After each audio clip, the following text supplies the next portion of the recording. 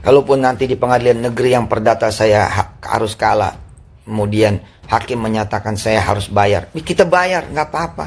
Terus saya jual tanah dah buat bayarnya. Tapi tuh saya minta duit booking seat umroh, ya ayo dong selesaikan. Sampai ada orang ngomong, saya nggak mau ikut umroh sama Yusuf Mansur. Nih saya lagi curhat bu nih. Tapi ini bukan sekedar curhat, bener-bener kita mau berangkat. Kita mau berangkat ke Barreskrim, kita mau laporin balik. Sekaligus buat yang merasa ketipu, kan rumah saya ada. Pesantren saya juga kebuka 24 jam. Ya main aja ke rumah ngomong baik-baik. Oh susah ditemuin, masa sih? Masa di TV aja ada mulu. Instagram on terus. Posting banyak bener.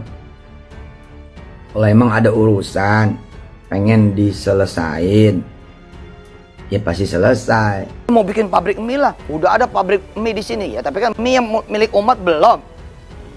Enggak, saya mah nggak bergeser, terus aja saya mah. Oh ente mengatasnamakan umat, tungguin tadi pengadilan siapa yang menang. Lagian di pengadilan mah bukan menang kalah, kalau gua kalah gua disuruh bayar gitu doang kan. Lah kalau disuruh bayar kan dari dulu gue bilang, ngapain lu ke pengadilan? Rumah gua aja kalau disuruh bayar mah. Bahkan gaji mereka tidak dibayar, kemudian THR mereka tidak dibayar, kemudian pesangon mereka tidak dibayar yang tertunda itu ya. Mereka juga sebenarnya sudah secara persuasif juga menyampaikan kepada Yusuf Mansur, dan menurut mereka malah ada yang ya terus dijanjikan. Hari ini dijanjikan, besok dijanjikan lagi. Bahkan ada yang sampai mengatakan dia minta agar Yusuf Mansur ini membayar karena istrinya istrinya mau melahirkan, juga tidak digubris itu. Kemudian saya juga punya warung stick and shake, kemudian warung grup itu stick and shake, kemudian Bebek Slamet dan Mas Mono dan seterusnya lah begitu. Jadi hemat saya sebenarnya kalau mereka beritikat baik ya mampu bayar. Cuman ya ada niat enggak? Kalau enggak ada niat gitu kan, enggak ada niat sama saja begitu. Kena malu biniat kan, tergantung pada niatnya. Padahal yang ucapan Yusuf Mansur itu semuanya bohong lah. Nol besar lah begitu. Jadi biar umat lah yang menilai begitu. Tapi kenyataannya seperti itu. Apa yang saya utarakan adalah fakta gitu. Jadi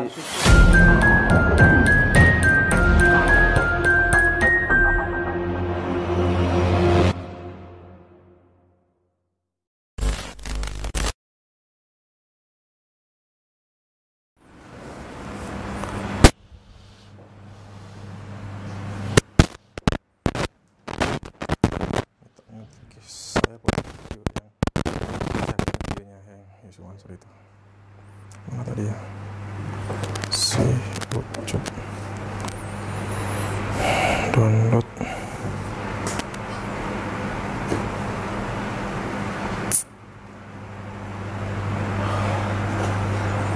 Belajar Quran, mungkin tugas saya nanti ada yang di sana, nggak masalah.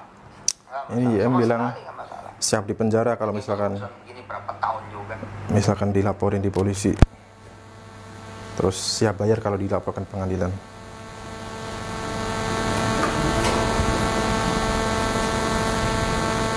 Siap ya. Baik, assalamualaikum Pak Zaini.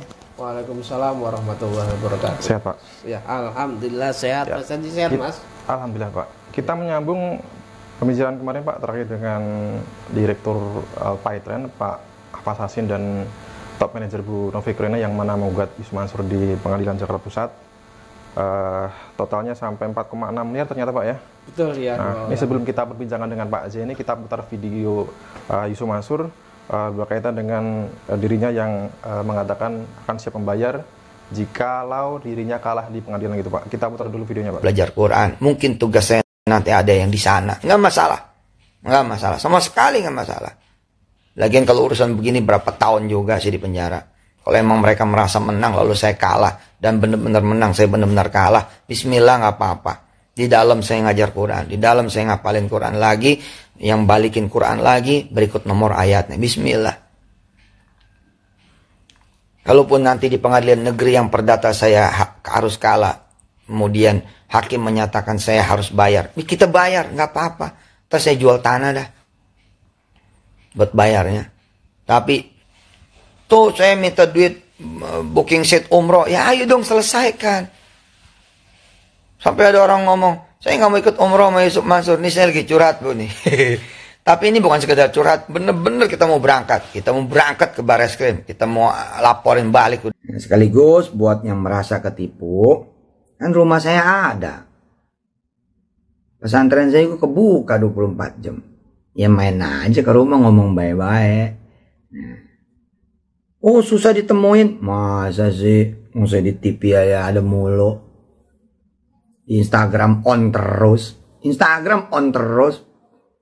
Posting banyak bener.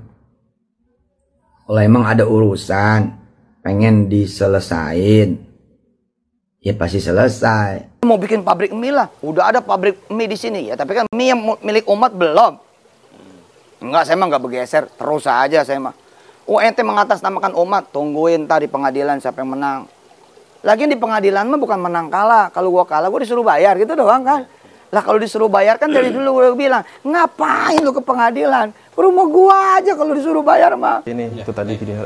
Ini saya putar 3 video ya, di mana Yusuf Mansur mengatakan dirinya akan siap membayar jikalau dirinya kalah di pengadilan. Bahkan dirinya siap dipenjara kalau dilaporin polisi terbukti bersalah.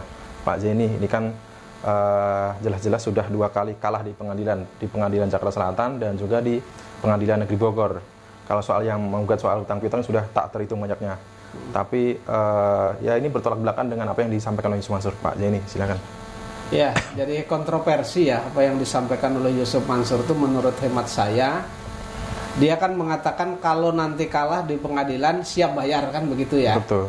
Dia tidak menyatakan kalau nanti sampai dengan banding, kasasi, kemudian PK saya kalah, kan enggak. Yeah. Artinya mereka dinyatakan oleh hakim ketika mereka kalah mereka siap bayar, kan begitu. Betul, kan? betul. Nah, kenyataannya kan dia ngomongnya seperti itu, tapi kenyataannya yang di perkara saya nomor 28 PN Jakarta Selatan, kemudian perkaranya Bu Iris nomor 147 itu kan kenyataannya kan Yusuf Mansur kalah di sana. Betul. Tapi kan ternyata melakukan upaya. Yeah. Artinya omongan Yusuf Mansur ini tidak sesuai dengan kenyataan, begitu. Yeah. Artinya, bisa kita ambil kesimpulan atau kita garis bawahi bahwa omongan Yusuf Mansur itu hanya pemanis bibir saja, tidak sesuai dengan kenyataan dan tidak akan dia realisasikan.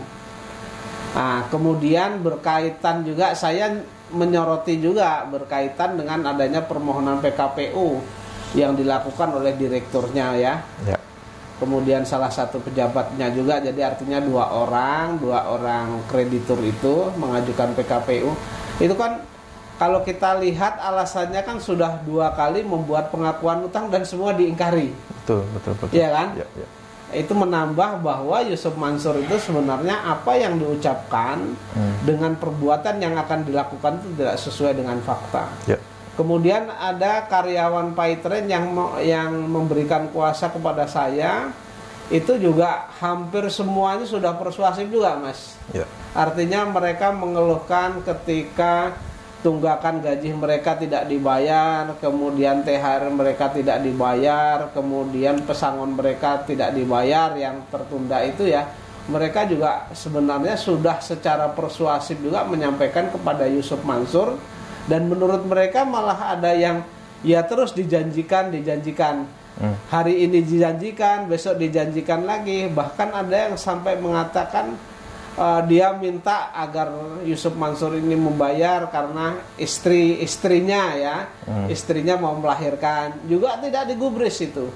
Kemudian ada juga yang saat ini berdomisili di daerah Jakarta Utara itu mengatakan bahwa mereka sudah tidak punya apa-apa, untuk makan pun tidak ada. Yeah. Lalu mereka mengatakan, ya udah saya kirim aja sembako. Ini kan yang mereka harapkan kan bukan sedekah ya, yang mereka harapkan hasil keringatnya sendiri.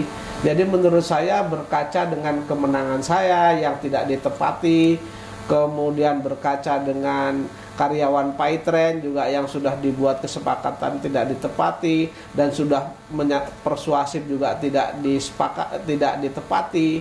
Kemudian ada lagi saat ini ada yang mengajukan permohonan PKPU. Menurut dalil mereka kan sudah 2 kali juga membuat surat pengakuan hutang Yusuf Mansur ini. Ya. Artinya apa yang diucapkan Yusuf Mansur itu semuanya bohong lah. Ya. Nol besar lah begitu. Ya. Jadi biar umat lah yang menilai begitu. Tapi kenyataannya seperti itu. Apa yang saya utarakan ini adalah fakta gitu. Ya. Bukan Jadi fitnah ini ya. Jadi emang ironis ya. Ini bertentangan dengan apa yang disampaikan. Tadi Pak Jen menjelaskan ada salah seorang mantan karyawan PTN bahkan istrinya di saat posisi melahirkan dan konon kabarnya juga sampai jual motor, Pak. Itu Mas, betul, ya. Mas Rusan itu kalau nggak salah ya. Iya. Dan juga Mas Kiki Hidayat juga sampai ya kesana kemari mencari pekerjaan sampingan dan ternyata Yusuf Mansur juga belum juga membayar hak-haknya sampai saat ini gitu, Pak.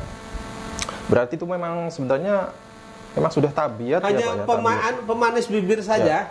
Menurut saya hanya mencari pencitraan saja agar dianggap sebagai orang yang baik, orang yang bertanggung jawab, tapi kenyataannya kan sebaliknya begitu. Ya, kalau ditagih selalu menjanjikan nanti di tahun sekian akan ada dana besar, tapi nyatanya nol besar. Ya nanti akan ada dana besar, kemudian ada perusahaannya yang akan IPO ya. Kalau soal mengulur waktu ini sudah jelas ya, misalkan di kasusnya Pak Zaini di Batubara, kemudian di CV Kaisar Mansur ya, ini juga mengulur waktu dengan mengatakan akan dicicil gitu Pak ya. Akan dicicil, kenyataannya kan hanya sebagian besar juga di Kaisar Mansur itu. Baik. Mereka take over kepentingan orang lain, kemudian dicicil hanya sebagian besar, kemudian sudah tidak dilanjutkan sampai sekarang dan saat ini perkaranya sedang dalam proses di Polda Metro Jaya, Mas, gitu. Ya padahal Yusuf Mansur ini sebenarnya mampu ya Pak ya, karena mempunyai astase. Menurut hemat saya mampu karena kan mereka mengatakan masih punya warung stick and shake, kemudian warung grup itu stick and shake, kemudian Bebek Slamet dan Mas Mono dan seterusnya lah begitu. Jadi hemat saya sebenarnya kalau mereka beritikat baik ya mampu bayar. Cuman ya ada niat enggak? Kalau enggak ada niat gitu kan, enggak ada niat sama saja begitu. Kena malu biniat kan tergantung pada niatnya. Padahal apalagi kalau dirinya seorang ustadz, saya dulu pernah mendengar suatu hadis juga kalau misalkan seseorang itu berkemampuan untuk membayar hutang tapi dia menunda-nunda kewajiban untuk membayar hutang, itu salah satu dosa besar gitu Pak ya. Betul. Ya. Oke.